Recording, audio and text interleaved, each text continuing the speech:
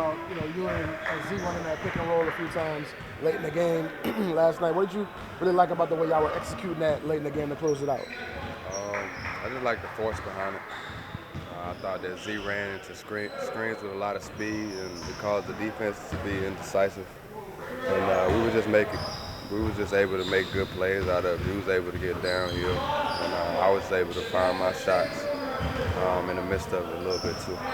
And that's something y'all have been talking about for a couple of years, figuring out how to use that as a weapon late in games. What's been the key to kind of figuring that out where y'all both can be effective in that situation? Just having space around it. I think most of the time me and Z haven't been on the floor together. It's been first quarter and fourth quarter mostly. But we know at the end of the day that they want the ball in our hands, and we got to figure out what makes sense in our spacing, whether it's pick and roll, whether it's getting Z in the ISO with a mismatch, whether it's me with a mismatch. We just got to figure it out. Yeah, you and Z talk, like, especially now in games when you guys are so short, that something one of you may notice, tell the other, and then you guys go out and try and do it, run it. Yeah. And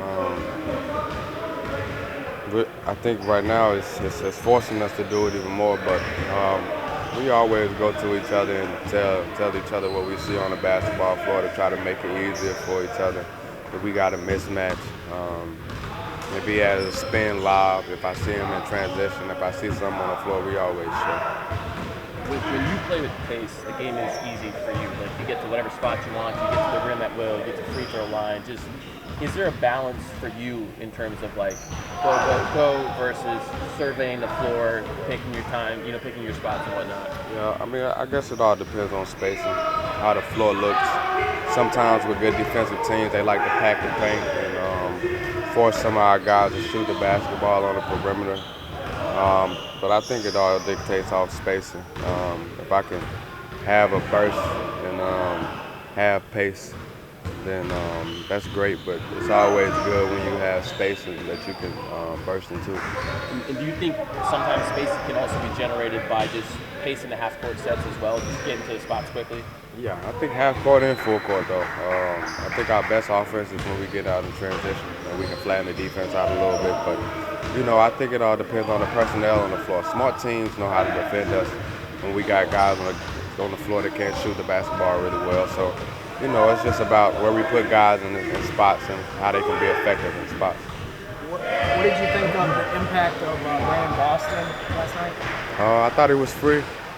I thought he went out there and he had a rhythm to him. He had intention last night, and that was to get to the cup. That was a shooter's jumper. He settled us down, bringing the basketball up. He didn't turn the basketball over, and he made good plays. And he connected with the guys, and I think that's a step forward for him. And I hope he continues to build off of it. He didn't get to play a ton with the Clippers, but he had some really good moments when he was on the floor. And I think you played against him a little bit. You see him as like somebody that's got some good scoring potential? For sure. I've actually known him before he made it. Before he went to college and got to the league. I think with the Clippers situation, I think they just couldn't find minutes with him. They got guys that they already had established on the basketball floor, so they really couldn't find no time with him.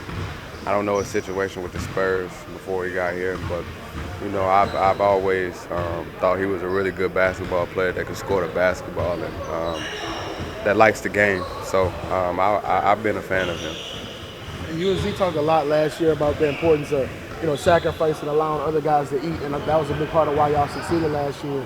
But in this current situation with all the injuries, you think it's important to kind of shift that mindset and be like, okay, we need to dominate, we need to set the tone more, knowing what the team needs?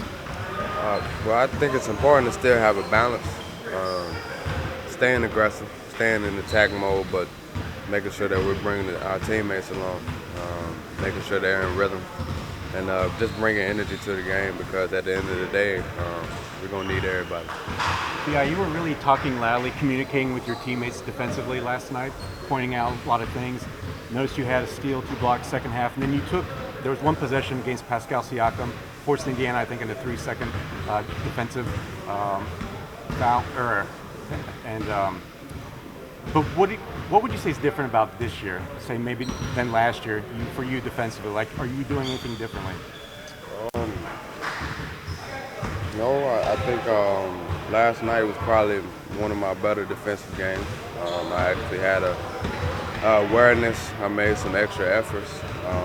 I was more proud of my defense and offense last night. And, I know what it's going to take to win basketball games, and that's for me to be effective on the defensive end. That's for Z to be effective on the defensive end when our other key players get back, for them to be effective, and that's how we're going to win games. We know we can score.